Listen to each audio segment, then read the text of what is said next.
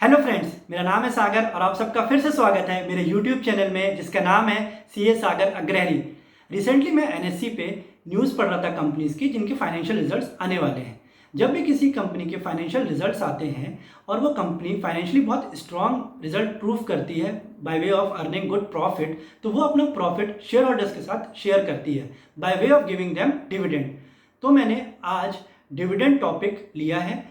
Dividend होता क्या है वो समझते हैं इस टॉपिक में, और शेयर होल्डर्स के हाथ में और कंपनी के हाथ में इसका टैक्स इम्प्लीकेशन क्या होता है।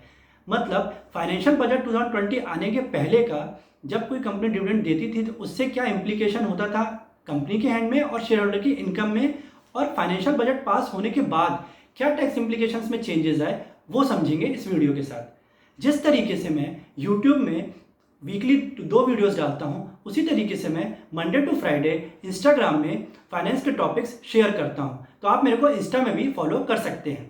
स्टार्ट करते हैं डिविडेंड से। डिविडेंड क्या होता है? डिविडेंड जैसे कि मैंने आपको बोला, कंपनी जब भी उनके फाइनेंशियल रिजल्ट डिक्लेयर होते हैं, ज़रूरी नहीं है कि उनके फाइनेंशियल रिजल्ट पूरे एनुअली जब डिक्लेयर हो तभी वो डिविडेंड दे।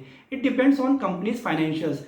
अगर उनके 6 मंथली रिजल्ट्स बहुत अच्छे आए हैं या उनको लगता है कि उनके एनुअली रिजल्ट बहुत अच्छे ग्रो करने वाले हैं उनके फोरकास्ट के हिसाब से, तो वो ड्यूरिंग द ईयर भी अपने प्रॉफिट का कुछ हिस्सा शेयर होल्डर्स के साथ शेयर करती है। उसको बोलते हैं इंटरिम डिविडेंड। और जब पूरा फाइनेंशियल्स उनके through out the year prepare हो जाते हैं और उनको नेट प्रॉफिट पूरे साल भर का पता चलता है, तो वो भी उस प्रॉफिट से डिविडेंड शेयर करती हैं शेयर होल्डर्स के साथ। उसको बोलते हैं फाइनल डिविडेंड। जरूरी नहीं है कि हर कंपनी अपने जो भी प्रॉफिट्स उन्होंने अर्न किया है वो अपने शेयर होल्डर्स के साथ शेयर करे। या तो वो शेयर करेगी डिविडेंड, या तो फिर उसी प्रॉफिट को जो उन्होंने अर्न किया है वो उसी बिजनेस में लगाएगी और अपने बिजनेस को ग्रो करेगी उस प्रॉफिट के थ्रू। अब इसका इम्प्लीकेशन बिफोर फाइनेंस बजट क्या है वो देखेंगे पहले, और फिर आफ्टर फाइनेंस बजट क्या इम्प्लीकेशन आया कंपनी और शेयर होल्डर्स के अंदर वो देखेंगे। स्टार्ट करते हैं। फाइनेंशियल बजट के पहले 2020 के पहले क्या टैक्स इम्प्लीकेशंस थे वो समझते हैं। आपको मेरी पीपीटी की स्क्रीन दिख रही होगी। पहले शेयर होल्डर के पॉइंट ऑफ व्यू से समझते हैं कि उनके हैंड में जो भी डिविडेंड वो रिसीव करते थे उस पर क्या टैक्स लायबिलिटी होती थी। तो फाइनेंस बजट आने के पहले जो भी डिविडेंड कंपनी उसको देती थी वो डिविडेंड पूरा एग्जाम्प्ट रहता था शेयर होल्डर के हैंड में। एक सेक्शन था जो 10 सबसेक्शन 34 बोलता था, so entire dividend income which was received by shareholder from company is exempted in the hands of shareholders. Okay? एक और सेक्शन था इसी पे, सेक्शन 115 बीबीडीए। वो बोलता था कि जो बड़े इन्वेस्टर्स हैं, जो बड़े शेयर होल्डर्स हैं, जिनकी साल भर में डिविडेंड इनकम 10 लाख के ऊपर है, तो उनको 10% टैक्स पे करना पड़ेगा प्लस एजुकेशन सेस अलग से 4%। ये उनके लिए जो बहुत बड़े शेयर होल्डर्स हैं। ये हुई शेयर होल्डर्स के पॉइंट ऑफ व्यू से। अब कंपनी को क्या टैक्स भरना पड़ता था? गवर्नमेंट ने पहले ये सोचा था कि सिंगल पॉइंट गवर्नमेंट रहे, सिंगल पॉइंट कंपनी रहेगी तो कंपनी गवर्नमेंट को बहुत इजीली से टैक्स कलेक्ट करना हो जाएगा डिविडेंड इनकम पे। इसलिए उन्होंने कंपनी को लायबल बनाया टैक्स के लिए। इसलिए उन्होंने सेक्शन लाया, सेक्शन 115O, जो बोलता था कि कंपनी साल भर में जो भी इनकम अर्न करेंगे उस पर तो उनको टैक्स देना ही देना है, कोई भी डोमेस्टिक कंपनी। उसके अलावा अगर कंपनी अपने प्रॉफिट में से शेयर होल्डर्स को डिविडेंड देती है तो उस पर उनको अलग से 15% का डिविडेंड डिस्ट्रीब्यूशन टैक्स पे करना पड़ेगा।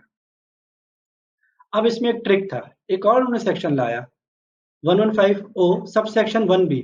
वो बोलता था कि जो भी डिविडेंड है, जो भी डिविडेंड अमाउंट डिक्लेयर हुआ है उसको ग्रॉस अप करो उस अमाउंट से जितना डिविडेंड डिस्ट्रीब्यूशन टैक्स आपने काटा है, और जो ग्रॉस अप अमाउंट आ रहा है और उस पर अगर आप रेट लगाते हो डिविडेंड डिस्ट्रीब्यूशन टैक्स का, तो उतना ही अमाउंट आना चाहिए जो डिविडेंड डिक्लेयर किया है।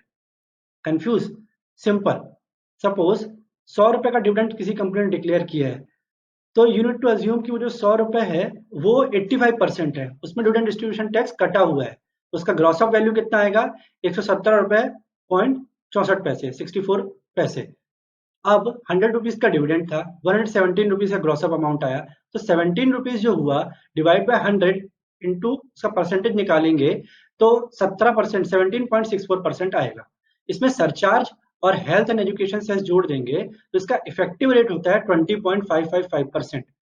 सो इफेक्टिव रेट कंपनी जब भी शेयर होल्डर्स को डिविडेंड देगी तो उनको कितना परसेंट डिविडेंड डिस्ट्रीब्यूशन टैक्स काटना पड़ेगा? 20.555%। ये था फाइनेंस बजट के पहले। इसको हम लोग एग्जांपल्स के थ्रू समझेंगे। हम 3 एग्जांपल्स लेंगे और समझते हैं कि इसका इम्पैक्ट कैसे था। एग्जांपल 1 देखते हैं।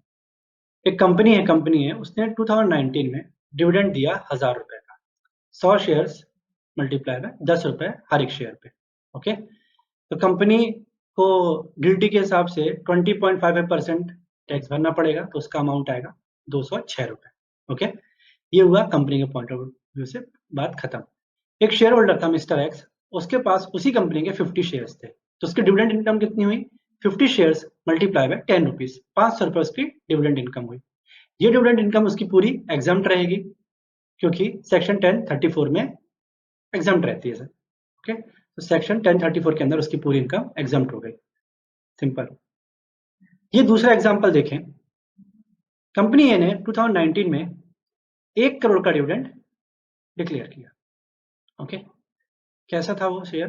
1000 रुपए पर शेयर डिविडेंड था। कितने शेयर पे? 10,000 शेयर्स पे।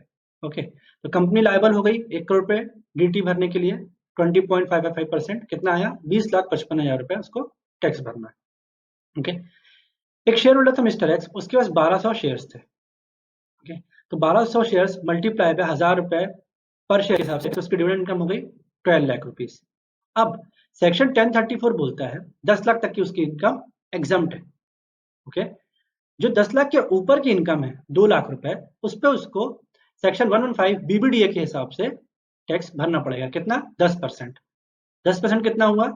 10% कितना हुआ? 2 लाख पे 20,000 रुपए। 20,000 पे प्लस 4% सेस कितना हुआ? 20,800 रुपए। तो उसकी टैक्स लायबिलिटी 20,800 रुपए आपको दिख रही होगी टैक्स इंप्लीकेशन कॉलम में शेयर होल्डर्स एक्स के अंदर। ओके, थर्ड एग्जांपल है। थर्ड एग्जांपल और सेकंड एग्जांपल में डिफरेंस कुछ नहीं, सिंपल। सेकंड एग्जांपल में एक ही कंपनी ने डिविडेंड डिक्लेयर किया था 1 करोड़ रुपए का। यहां पे मैंने 3 कंपनीज ने इंडिविजुअली 10 लाख रुपीस का डिविडेंड डिक्लेयर किया है। ओके, तो 10 लाख रुपीस डिविडेंड डिक्लेयर किया कंपनी ए, बी और सी ने रिस्पेक्टिवली। कितने? 10,000 शेयर्स हैं और 100 रुपए पर शेयर के हिसाब से डिविडेंड डिक्लेयर किया है। तो हर एक कंपनी की टैक्स लायबिलिटी डीडीटी के हिसाब से 2,05,550 रुपीस होती है। शेयर होल्डर्स की बात करें तो मिस्टर एक्स के पास ए कंपनी के 3,000 शेयर्स थे, तो उसकी डिविडेंड इनकम हुई 3,000 मल्टीप्लाई बाय 100 रुपए, 3 लाख रुपए। सेम केस बी और सी की। बी में 5,000 शेयर्स तो 5 लाख रुपए, सी के 4,000 शेयर्स तो 4 लाख रुपए, तो 5, 4, 9 और 3, 8, 12 लाख रुपए उसकी डिविडेंड इनकम हो गई। उस 12 लाख इनकम पे सेम टैक्स लायबिलिटी 10 लाख तक पूरा एग्जाम, क्योंकि उसकी टोटल इनकम 12 लाख रुपए ही है। भले उसको एक कंपनी से मिल रहा हो या उसको 3 कंपनी से डिविडेंड मिल रहा हो, उसकी टोटल इनकम तो 12 लाख रुपीज ही है। तो जस्ट लाइक एग्जाम्पल 2 में अपना टैक्स इंप्लीकेशन देखा था, उसी के हिसाब से उसकी टैक्स लायबिलिटी 20,800 रुपीज आएगी। ये 3 एग्जाम्पल्स बिफोर फाइनेंशियल बजट अपने समझे थे। अब फाइनेंशियल बजट आने के बाद क्या टैक्स इंप्लीकेशंस चेंज हुए वो समझते हैं और फिर उसके एग्जांपल्स देखेंगे। फाइनेंस बजट 2020 आने के बाद क्या क्या चेंजेस आए वो देखते हैं। मैंने एक टेबल के फॉर्म में बनाया हुआ जिससे आपको चीजें बहुत अच्छे से समझ में आएंगी। सेक्शन 115O जो बोलता था डिविडेंड डिस्ट्रीब्यूशन टैक्स, वो 1 अप्रैल 2020 के बाद एग्जम्प्ट हो चुका है। मतलब कंपनी को अब 15% जो इनिशियल था, जो इफेक्टिव रेट था 20.55%, वो डिडक्ट नहीं करना है while giving dividend to shareholders. Okay, section 1034 था जो बोलता था शेयर होल्डर्स के हाथ में जो भी इनकम आ रही है इन द फॉर्म ऑफ डिविडेंड वो एग्जम्प्ट होगी 31 मार्च 2020 तक। 1 अप्रैल के बाद ये सेक्शन भी अबॉलिश्ड हो चुका है। ओके, एक और सेक्शन था सेक्शन 115 बीबीडीए, जो बहुत बड़े शेयर होल्डर्स या बहुत बड़े इन्वेस्टर्स के लिए था कि अगर उनकी शेयर होल्डिंग इनकम डिविडेंड के थ्रू जो उनकी इनकम आ रही थी वो 10 लाख के ऊपर है, तो 10 लाख के ऊपर के अमाउंट पे उनको 10% टैक्स भरना पड़ता था। वो भी 1 अप्रैल 2020 के बाद एबॉलिश्ड हो गया। इन 3 सेक्शंस को एबॉलिश होने के बाद 2 सेक्शंस लाए गए। ओके, एक सेक्शन था 194 टीडीएस का सेक्शन, जो बोलता है कि अगर किसी कंपनी ने डिविडेंड डिक्लेयर किया है 1 अप्रैल 2020 के बाद से, तो किसी भी शेयर होल्डर अगर उसकी शेयर होल्डिंग इनकम 5,000 से ऊपर की है तो उसको जब डिविडेंड देगी शेयर होल्डर को, तो इनकम देने के समय उसको 10% टीडीएस काटना है। ओके, एक और सेक्शन लाया, नॉन रेसिडेंट्स के लिए अलग सेक्शन लाया, सेक्शन 195। सेम केस, सब चीज सेम, बस यहाँ पे 5,000 की लिमिट निकाल दी। मतलब अगर डोमेस्टिक कंपनी डिविडेंड दे रही है किसी भी शेयर होल्डर को जो नॉन रेसिडेंट है और उसकी इनकम कितनी भी है उस डिविडेंड से, तो जब डिविडेंड देगी तो उस पर उसको टीडीएस काटना पड़ेगा। ओके, और थोड़े से चेंजेस किए गए सेक्शन 57 में जो डिडक्शन की बात करता है। पहले क्या होता था, फाइनेंस बिल 2020 के पहले जो भी खर्चे मैंने किए हैं किसी इन्वेस्टमेंट को करने के लिए, ओके, जस्ट लाइक मैंने बैंक से लोन लिया, उस पैसे से मैंने इन्वेस्टमेंट की और उससे मेरे को इनकम जनरेट हुई, डिविडेंड आया, तो जो भी मैंने खर्चे किए थे, जो भी मैंने इंटरेस्ट पे किया था, उसका रिडक्शन मिलता था। क्योंकि उस समय मेरे को मैं टैक्स भरता था, किस फॉर्म में, लाइक डीडीटी भरता था, टैक्स भरता था कंपनी। लेकिन जब ये फाइनेंस बजट 2020 चेंज हो गया तो कंपनी को 115 ओ सेक्शन लगता नहीं है। तो जो भी अगर कंपनी ने कोई भी एक्सपेंसेस किए हैं in the form of interest by taking a loan from bank and utilising that amount in investing somewhere else, तो उस इंटरेस्ट का रिडक्शन नहीं मिलेगा। ये फाइनेंस बजट के बाद की चीज। अब एग्जांपल देखते हैं।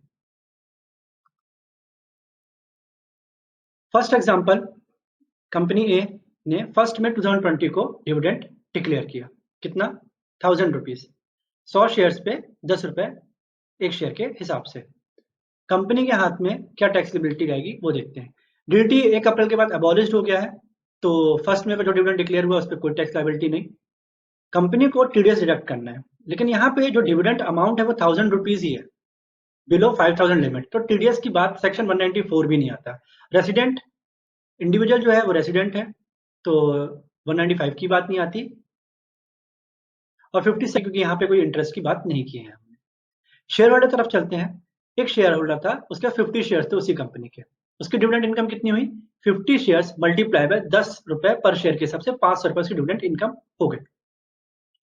10 सबसेक्शन 34 1 अप्रैल के बाद खत्म हो गया है, तो ये जो 500 रुपए इनकम है वो इसकी टोटल इनकम में हो जाएगी, और इस डिविडेंड इनकम के अलावा और भी जो उसकी इनकम होगी वो उसकी टोटल इनकम में क्लब करेगा और अपने स्लैब रेट के हिसाब से वो टैक्स पे करेगा।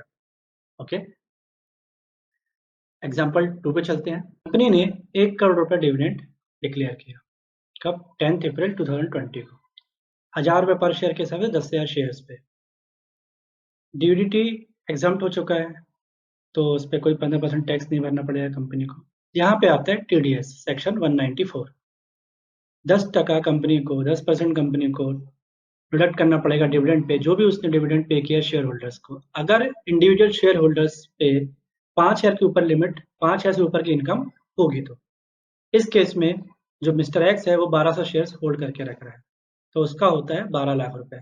तो 1,20,000 रुपए डिडक्ट करेगा company before paying to mister X the dividend amount. Share holders की बात करें तो एक्स के पास 1200 शेयर्स है, तो उसकी डिविडेंड इनकम हो गई 1200 मल्टीप्लाई बाय 1000 रुपए, 12 लाख रुपए उसकी इनकम हो गई। सेक्शन 10 सबसेक्शन 34 नहीं लगेगा, अबॉलिश हो चुका है, और सेम केस सेक्शन 115 बीबीडीए नहीं लगेगा।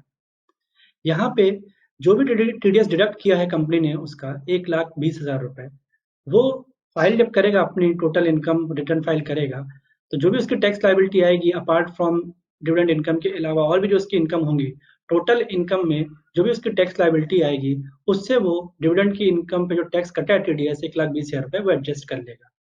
अब थर्ड एग्जाम्पल देखते हैं। थर्ड एग्जाम्पल में कोई भी डिफरेंस नहीं, सिर्फ 10 लाख रुपए डिविडेंड पे किया, 3 कंपनी ने अलग अलग। लास्ट में एक ही कंपनी ने 1 करोड़ रुपए डिविडेंड पे किया था, यहाँ पे 3 कंपनी ने 10-10 लाख रुपए पे किया है। ओके, 100 रुपए पर शेयर के हिसाब से 10,000 शेयर्स पे। डीडीटी खत्म, सेम केस टीडीएस लगेगा 10% अगर 5,000 के ऊपर हुआ तो। ठीक है, यहाँ पे जो मिस्टर एक्स है उसके पास कंपनी ए के 3,000 शेयर्स हैं, 3000 मल्टीप्लाई बाय 100, 3 लाख रुपए, जो कि 5 ईयर से ऊपर हो जाएगा, तो उस पर उसको टीडीएस काटना पड़ेगा कंपनी को, correct. Same case company B के 5,000 शेयर्स है, तो 5,000 मल्टीप्लाई बाय 100 रुपीज, 5 लाख रुपए, और कंपनी सी के 4,000 शेयर्स, मतलब 4 लाख रुपए उसकी डिविडेंड इनकम हो गई। टोटल में उसकी इनकम हो गई 3 और 5, 8 4 12 लाख रुपए उसकी डिविडेंड इनकम हो गई, जो उसकी टोटल इनकम में ऐड होगी। कंपनी 5 ईयर के ऊपर है तो उस पर टीडीएस काटेगी, कितना कितना काटेगी, 3 लाख पे 10% 30,000 रुपए, कंपनी बी काटेगी 5 लाख पे 10% 50,000 रुपए, और कंपनी सी काटेगी 4 लाख पे 10% 40,000 रुपए। तो उसका टोटल टैक्स कितना कटा, 50, 40 और 30, 1,20,000 रुपए उसका टैक्स कटा, जो कंपनी ने काटा। 12 लाख रुपए उसकी डिविडेंड इनकम है, वो उसकी टोटल इनकम में आ जाएगी। 10 सबसेक्शन 34 और 115 बीबीडीए नहीं लगेगा। टीडीएस जो भी कटा है उसका, वो उसके टोटल इनकम में जब टैक्स कैलकुलेट करेगा, उसकी जो नेट लाइबिलिटी, टोटल लाइबिलिटी आएगी, उसमें से वो टीडीएस क्लेम कर लेगा, और जो बची हुई नेट लाइबिलिटी है वो पे कर देगा। इस तरीके से हमने एग्जाम्पल को समझा, ये 3 एग्जाम्पल के थ्रू। सो गाइस, होपफुली जो भी मैंने आपके साथ एग्जाम्पल्स शेयर किए हैं वो आपको अच्छे से समझ में आए होंगे, और आपको डिफरेंसेस पता चले होंगे कि फाइनेंस बजट आने के बाद टैक्स इम्प्लीकेशंस शेयर होल्डर्स की इनकम में और कंपनी की इनकम में कितना चेंजेस आए हैं। अगर आपको ये वीडियो पसंद आया हो तो प्लीज़ इस वीडियो को लाइक करिएगा और मेरे चैनल को सब्सक्राइब करिएगा। और एक और चीज़ जो मैंने आपको स्टार्टिंग में बताई थी, मैं इंस्टाग्राम पे डेली 1-1 मिनट्स के छोटे छोटे फाइनेंस के टॉपिक्स शेयर करता हूँ, तो आप मेरे को इंस्टाग्राम में भी फॉलो कर सकते हैं। Do follow on Instagram. Thank you.